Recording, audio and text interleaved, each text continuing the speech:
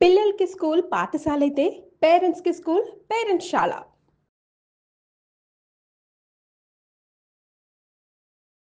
నమస్తే రమగారు. నమస్తే జయ.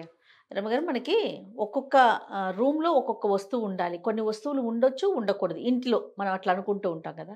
దేవుడికి ఒక సెపరేట్ రూము, వంటగది అట్లా. అంటే అవకాశాన్ని బట్టండి. అంతే. అందరికి అవకాశాలు ఉండకపోవచ్చు. ఉన్నదాన్ని బట్టి హ్మ్. ఈ రూమ్‌లో ఈ వస్తువుని పెట్టుకోవాలి, ఈ రూమ్‌లో ఈ వస్తువుని పెట్టుకోకూడదు, ముఖద్వారానికి ఇవి ఉండాలి, ఇట్లా మాట్లాడుకుంటాం. హ్మ్. బెడ్‌రూమ్స్‌లో ఏమన్నా ఉంచుకోకూడని వస్తువులు, ఈ వస్తువులు మనం బెడ్‌రూమ్‌లో ఉంచుకోకూడదు అనేవి ఏమన్నా ఉంటాయా? పూర్వం మనకి పడక గదులు ప్రత్యేకంగా ఉన్నట్టు కనపడలేదు జయ. ఓకే. రాజుగారుల అంతఃపురాల వ్యవహారం వేరు. ఆ! ఆ! మనకి రాచరికాలు పోయే చాన్నాళ్ళు అయిపోయి. రాజులు ఎంతమంది ఉంటారు? ఓ ఊరికి ఒకళ్ళు లేదా ఇద్దరు, అంతే కదా. రాజకుటుంబాలు ఎన్ని ఉంటాయి? రాజుగారి ఫ్యామిలీ తక్కువ ఉంటుంది. అవును. సామాన్య జనం మనలాంటి వాళ్ళు middle class, lower middle class, upper higher middle ఇవే ఉంటాయి ఎక్కువగా. రాజుది చిన్న సమూహంగా ఉంటుంది. హ్మ్. హ్మ్. వాళ్ళ ఇళ్లలో ఏం చేసేవాళ్ళో మనకు తెలీదు. ఇప్పుడు మనకి తెలిసింది ఓ 100-150 ఏళ్ల నుంచి సెపరేట్ బెడ్రూములు ఉండటము, అది మన చిన్నప్పుడే మనకు తెలియదు అవును. కదా, చాలా తక్కువ. ఈ బెడ్రూముల్లో రకరకాల చిత్తరువులు ఉంచుకోవటాలు, శృంగార శిల్పాలు ఉంచుకోవటాలు, అలాంటివి ఏమైనా పిక్చర్స్ ఉంచుకోవటాలు, అవన్నీ కూడా వేరే రకపు పనులు, అంటే ఆకర్షించే వ్యవహారంగా ఉండే చోట పెట్టుకునేవాళ్ళు. కానీ సామాన్యుల సంసారాల ఇళ్లల్లో ఆ! అవి ఉండేవి కాదు. ఎలా కుదురుతుంది అసలు? కుదరదు. ఎందుకంటే పిల్ల జల్లా ఉంటారు, పెద్దవాళ్ళు ఉంటారు, గురువులని వాళ్ళని వీళ్ళని, సాధు సంతులని, అతిథి అభ్యాగతులని జనం వస్తారు ఈ ఇళ్ళకి. హ్మ్. ప్రత్యేకంగా గదులు మెయింటైన్ చేసే విధానం అసలు ఉండేది కాదు. హ్మ్. ఇప్పుడు మనకు వచ్చింది. ఎంత చిన్న ఇదైనా ఒక సింగిల్ బెడ్రూము, డబల్ బెడ్రూము, అవును. Triple bedroom. ఒక ఓన్లీ సింగిల్ బెడ్‌రూమ్ మీరన్నట్టుగా. ఒకటే బెడ్‌రూమ్ అంతే.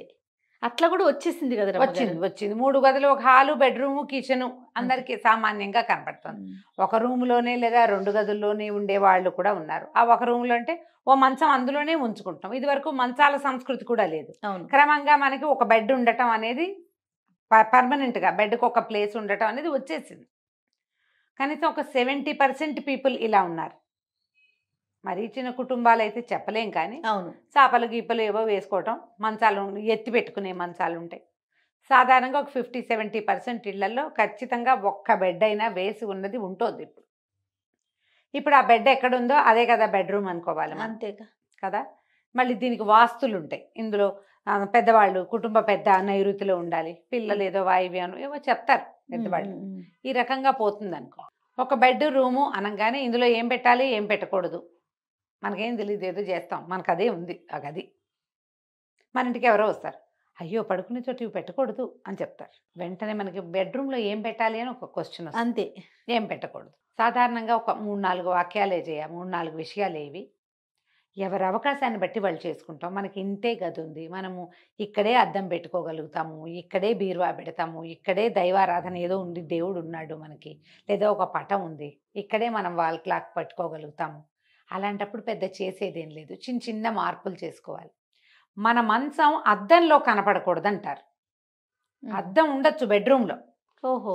ఆ బెడ్రూమ్లో ఉన్న అద్దం పక్కకు ఉండాలి. హుహు. మంచాన్ని అద్దంలో చూసుకునేలాంటిది ఉండకూడదు. పనికిరాదు. హుహు. ఇప్పుడు మంచాలకే పూర్వం పందిరి మంచాలకే అద్దం బిగించి ఉండే విధానం ఉండేదట.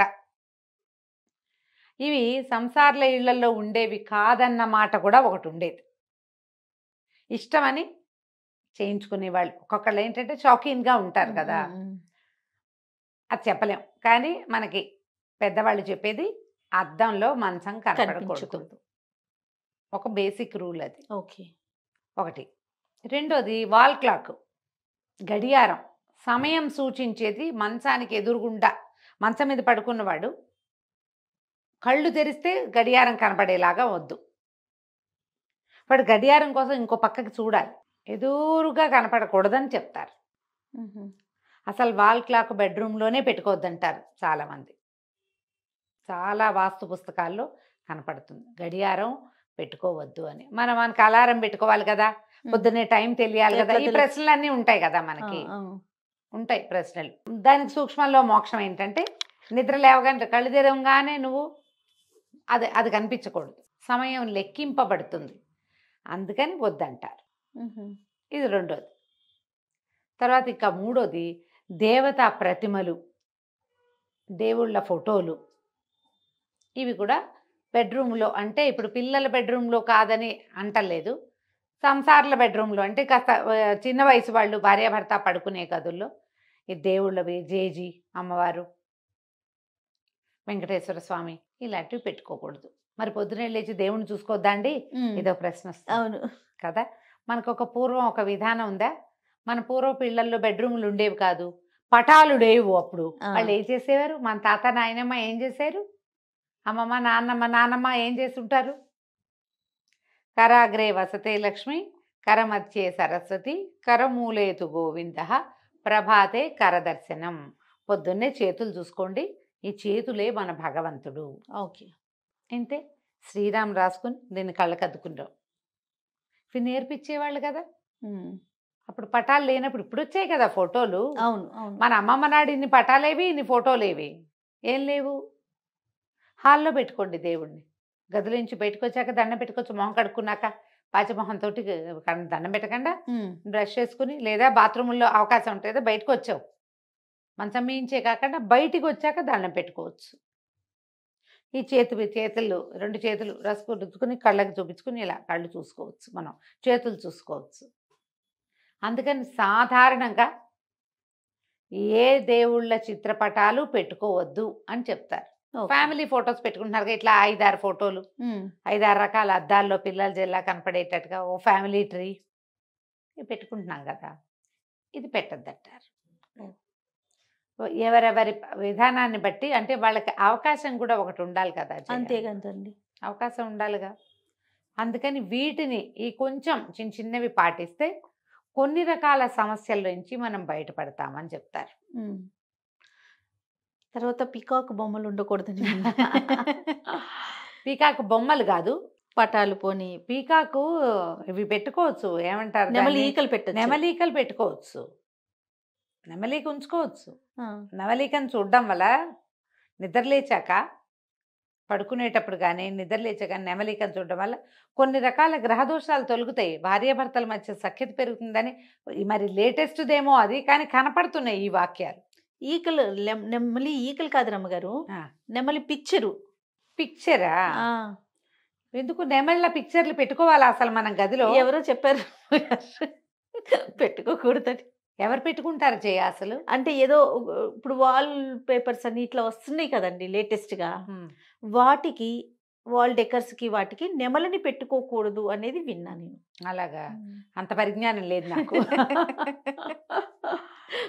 రాలేదు నా దగ్గర. నెమలి పింఛం పెట్టుకోమంటారు, మనం కూడా ఒక వీడియోలో చెప్పాం. నెమలి పింఛాలు చూడడం వల్ల కొన్ని రకాల గ్రహదోషాలు తొలుగుతాయి అంటారు. అవకాశం ఉంటే పెట్టుకోండమ్మా, లేకపోతే లేదు. పడుకునేటప్పుడు విష్ణునామ స్మరణ చేసుకోండి, అంతే. కృష్ణ అనుకోండి, ఆంజనేయ స్వామి తలుచుకోండి, లేదా రామ అనుకోండి, మంచిది. లేవగానే ఒకసారి రామ అనుకోండి.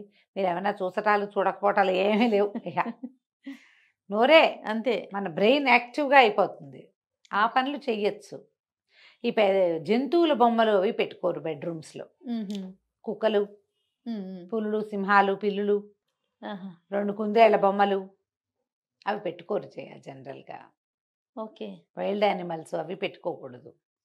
ఇప్పుడు భార్యాభర్త సఖ్యతగా ఉండవలసింది కదా జయ, బెడ్రూమ్ అంటే ఇంతేగా. అంతే. ఈ సఖ్యత మీదే వీళ్ళ కుటుంబం మొత్తం ఆధారపడి ఉందా లేదా? జీవితం అంతా ఆధారపడి ఉందా? ఇక్కడ నీకు ప్రశాంతతని కలిగించాలి, సుఖవంతమైన నిద్ర ఉండాలి, శుభ్రమైన పక్కలు, కాళ్ళు చేతులు కడుక్కోవటం, కాళ్ళు కడుక్కోవటం, తడి కాళ్ళతో మంచం ఎక్కి పడుకోకుండా కాళ్ళు తుడుచుకోవటం, కాళ్ళు తుడుచుకుని పడుకోవాలి. ఏదో కృష్ణారామ అనుకోవటం, దేవుని తలుచుకుని పడుకుంటాం, ప్రేయర్ చేసి పడుకుంటారు కదా. నిద్రపోయేటప్పుడు ఒక మాట దైవనామస్మరణ చేసుకోవటం, ఇలాంటివి మంచివి. ఇప్పుడు బెడ్రూమ్లో మీకేవో చాయిస్లు ఉంటాయి, బోల్డన్ని, ప్రతి వాళ్ళకి ఉంటాయి కదమ్మా. ఏవో ఇవి ఉండాలి, అవి ఉండాలి, కలర్ఫుల్గా ఉండాలి. మీ చాయిస్ అంతా మీరు ప్లాన్ చేసుకోవచ్చు. ఎందుకంటే మన జీవితం మనం హాయిగా ఉండే ప్లేస్ కదా అది. దీంట్లో ఏమైనా ముందు వెనకలు ఉన్నాయి, ఏదైనా జరుగుతోంది, ఇబ్బందిగా ఉన్నప్పుడు అక్కడ ఈ కరెక్షన్స్ తీసుకోండి హాయిగా. అంతే. ఈ కాస్త కొంచెం గాలి వెలుతురు రావాలి గదుల్లో, ఎప్పుడు ఇది చూసుకోవాలి కదా, దుమ్ము లేకుండా ఉంచుకోవాలి, శుభ్రంగా శుభ్రంగా ఉంచుకోవాలి. ఎందుకంటే మనం అక్కడ పడుకుంటాం. ఉమ్, రాత్రిళ్ళు మనకి సఫకేషన్ అవి రాకూడదు కదా, ఎక్కువ బాగా విప్పేసిన బట్టలు ఉంచుకోవద్దు, విప్పిన బట్టలు ఉంచొద్దు బెడ్రూముల్లో. వాషింగ్ వేసేయండి, వాటికి ఒక ప్రత్యేకంగా బిన్ పెట్టి బయట ఎక్కడైనా పెట్టుకోండి. ఇలాంటి కొన్ని విధానాలు కనుక మనం పాటించగలిగితే బాగుంటుంది. బెడ్ సైడ్ బుక్స్ ఉండొచ్చు, మంచిదే, ఉహు, పుస్తకాలు ఉండొచ్చు. కుదిరితే పక్కన 2-3 మంచి పుస్తకాలు పెట్టుకోండి మంచం పక్కన. ఇప్పుడు మంచం వెనకాల వచ్చిన ర్యాక్ లాగా వచ్చి పుస్తకాలు అందులో సర్దే మోడల్స్ కనపడుతున్నాయి. అవును, పెట్టుకోవచ్చు. ఆ ర్యాక్ అంతా శుభ్రంగా దుమ్ము లేకుండా ఉంచుకొని, డస్ట్ మైట్స్ లేకుండా ఉంచుకుంటే బాగుంటుంది. అవును. ఏదో ఒక విధానం అమ్మా, ఏదైనా మనం ప్రశాంతంగా ఉండడానికి ఏదో ఒక రకం పద్ధతిని పాటించుకోవాలి. అంతే. కొన్ని వద్దు అని చెప్పినవి మానేస్తే సరిపోతుంది. మనకు అవసరం కొంచెం అందుబాటులో, మరీ లేవగానే చూసేలా కాకుండా పక్కన పెట్టుకోండి, అంతే. సరిపోతుంది.